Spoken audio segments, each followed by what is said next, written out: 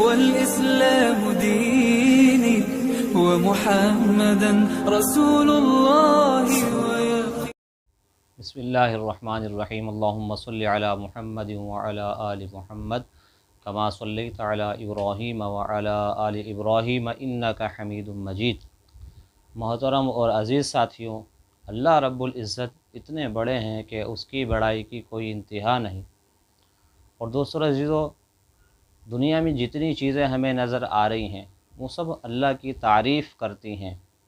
اللہ کی حمد بیان کرتی ہیں، اللہ کی پاکی کو بیان کرتی ہیں، اللہ کی بڑائی کو بیان کرتی ہیں۔ اور جو چیزیں ہمیں نظر نہیں آ رہی وہ بھی اللہ کی تعریف اور اللہ کی بڑائی اور اللہ کی پاکی کو بیان کرتے ہیں۔ دوستو عزیزو، اللہ رب العزت یہ چاہتا ہے کہ میرا بندہ میری تعریف کرے، میرا بندہ میری حمد بیان کرے، میرا بندہ میری ثنا بیان کرے، میرا بندہ میری پاکی بیان کرے، میرا بندہ میری خوبیاں بیان کرے، میرا بندہ میری بڑائی بیان کرے۔ آپ اس سے اندازہ لگائیں کہ قرآن پاک کی سب سے پہلی آیت الحمدللہ رب العالمین، جہاں سے قرآن پاک شروع ہوتا ہے، قرآن پاک کی سب سے پہلی آیت الحمدللہ رب العالمین، اس کا ہم ترجمہ سنتے رہتے ہیں، عام ہے، مشہور ہے کہ تمام تعریفیں اس اللہ کے لیے ہیں جو کہ رب العالمین ہے۔ سب سے پہلی آیت یہ ہے، اللہ رب العزت نے سب سے پہلے کلام اللہ میں اپنی تعریف سے ابتدا کروائی کہ کلام اللہ کی ابتدا میری تعریف سے ہو، میری حمد سے ہو، میری پاکی سے ہو۔ جب ہم میرے دوستو عزیزو نماز پڑھتے ہیں تو کوئی رکعت ایسی نہیں ہے کہ جس میں ہم سورہ فاتحہ نہیں پڑھتے، اور میرے دوستو جس نماز میں بھی اور جس رکعت میں بھی ہم سورہ فاتحہ پڑھتے ہیں تو اس میں سب سے پہلے ہم پڑھتے ہیں الحمدللہ رب العالمین۔ سورہ فاتحہ کی ابتدا اسی آیت سے ہے، جو آیت یہ بتا رہی ہے کہ تمام تعریفیں اللہ رب العزت کے لیے جو کہ رب العالمین ہے۔ نماز ہم شروع کرتے ہیں اللہ اکبر، اللہ کی بڑائی کے ساتھ۔ نماز کی ابتدا بھی اللہ کی بڑائی سے ہو رہی ہے، اور قرآن کی ابتدا بھی اللہ سے بڑائی ہو رہی ہے۔ نماز بھی اللہ کی بڑائی کو بیان کر رہی ہے، اور قرآن بھی اللہ کی بڑائی کو بیان کر رہا ہے۔ تو میرے دوستو عزیزو، صرف یہی نہیں، صرف سورہ فاتحہ کی پہلی آیت نہیں، بلکہ قرآن پاک میں بلکہ پورا قرآن ہی اللہ کی بڑائی کو بیان کرتا ہے۔ تھوڑا سا غور کریں اور تھوڑا تدبر کریں، تھوڑا فکر کریں، تھوڑا دھیان دیں تو سب باتوں کا نتیجہ اللہ کی بڑائی پر پہنچے گا، اللہ کی تعریف پر جا کر ختم ہو جائے گا۔ ایسے ہی سورۃ الانعام کی پہلی آیت، 7واں سپارہ، سورۃ الانعام، الحمدللہ الذی خلق السماوات والارض وجعل الظلمات والنور،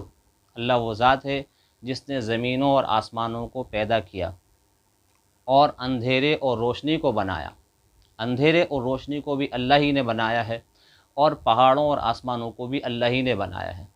پہاڑوں کو بنایا، آسمانوں کو بنایا، زمین کو بنایا، پھر اس میں اندھیرا بھی پیدا کیا اور اس میں روشنی کو بھی پیدا کیا۔ یہ کام بھی اللہ ہی نے کیا ہے۔ اسی طریقے سے سورۃ الکہف، 15واں سپارہ، اس کی پہلی آیت ہے الحمدللہ الذی انزل علی عبدہ الکتاب ولم یجعل لہ عوجا، کہ تمام تعریفیں اس ذات کے لیے ہیں، اس اللہ کے لیے ہیں جس نے اپنے بندے پر کتاب کو نازل کیا، ولم یجعل لہ عوجا، اور اس کتاب کے اندر کوئی کجی نہیں پیدا کی، کجی سے بالکل پاک ہے۔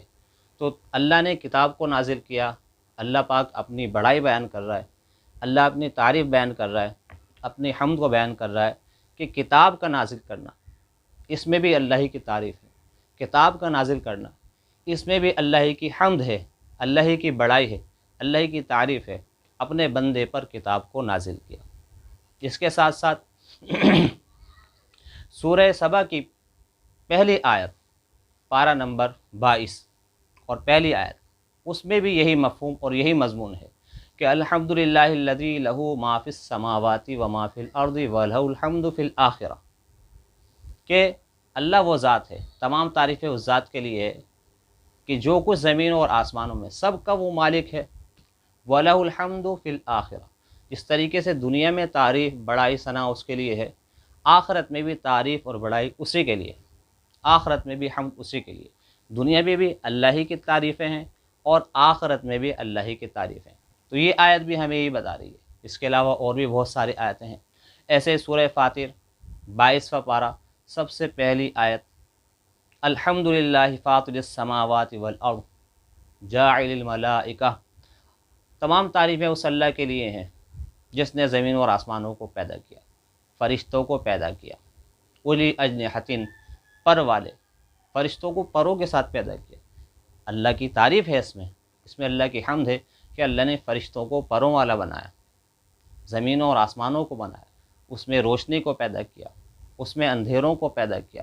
ان تمام چیزوں میں اللہ کی تعریف ہے۔ کوئی بھی کام آسان نہیں ہے، اندھیرے کا پیدا کرنا، روشنی کا پیدا کرنا، کتاب کو نازل کرنا، زمینوں اور آسمانوں کا پیدا کرنا، فرشتوں کا پیدا کرنا، کوئی بھی آسان کام نہیں ہے۔ سب کام مشکل ہمارے لحاظ سے، اللہ کے لیے کوئی مشکل نہیں۔ اللہ نے یہ سارے کام کیے، جب یہ سارے کام کیے ہیں تو تعریف کا مستحق بھی وہی ہے، خوبیوں والا بھی وہی ہے، حمد بھی اسی کے لائق ہے، اسی کی حمد ہے، اسی کی تعریف ہے۔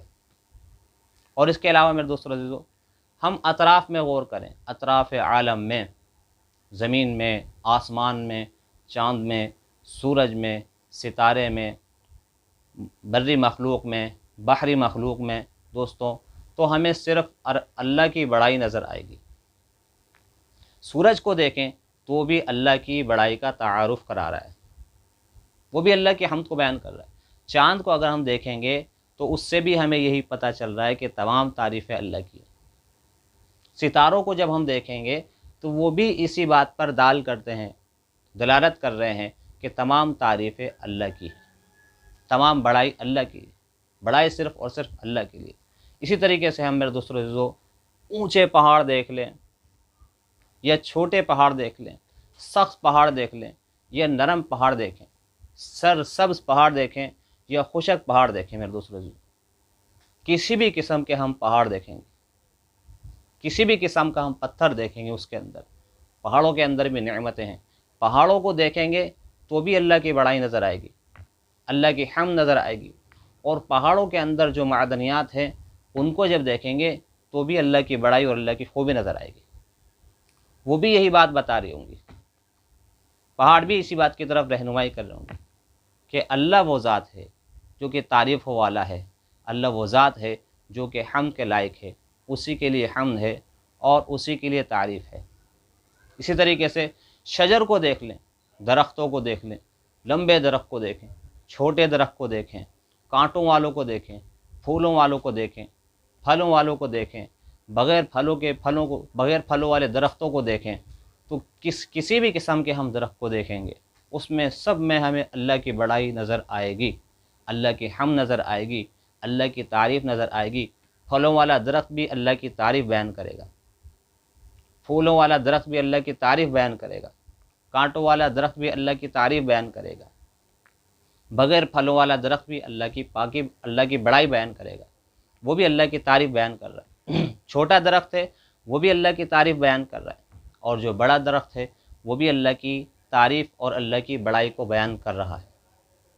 درخت بھی میرے دوستو عزیزو اگر ہم غور سے دیکھیں، اس میں ہم تھوڑا سا غور و فکر کریں تو ہمیں یہی سمجھ میں آئے گا کہ اس میں بھی اللہ کی تعریف ہے۔ اسی طریقے سے میرے دوستو عزیزو ہم بری مخلوق میں دیکھیں، جانوروں میں دیکھیں، 4 پاؤں والے جانور جب ہم دیکھیں گے تو اس میں بھی ہمیں اللہ کی بڑائی نظر آئے گی۔ چھوٹا جانور دیکھیں گے تو اس میں بھی اللہ کی بڑائی نظر آئے گی، بڑا جانور دیکھیں گے تو اس میں بھی اللہ کی بڑائی نظر آئے گی، شریف جانور دیکھیں گے تو اس میں بھی اللہ کی بڑائی نظر آئے گی، خطرناک جانور دیکھیں گے تو اس میں بھی اللہ کی بڑائی نظر آئے گی، سینگ والا جانور دیکھیں گے تو اس میں بھی اللہ کی بڑائی نظر آئے گی، بغیر سینگوں والا جانور دیکھیں گے تو اس میں بھی اللہ کی بڑائی نظر آئے گی، اللہ کی حمد نظر آئے گی، اللہ کی تعریف نظر آئے گی۔ چھوٹا جانور ہو یا بڑا ہو، سینگوں والا ہو یا بغیر سینگ والا ہو، یہ سب اللہ کی تعریف اور اللہ کی حمد بیان کر رہے ہیں، بزبان قال نہیں بلکہ بزبان حال۔ چاہے پہاڑ ہوں، چاہے درخت ہوں، چاہے جانور ہوں، چاہے آسمان ہو، چاہے زمین ہو، چاہے سورج ہو، چاند ہو، ستارے ہوں، وہ ساری مخلوق جو کہ ذی روح نہیں ہے وہ سب بزبان حال اللہ کی بڑائی اور تعریف کو بیان کر رہے ہیں، اللہ کی حمد کو بیان کر رہے ہیں، اور اللہ اسی کے لائق ہے۔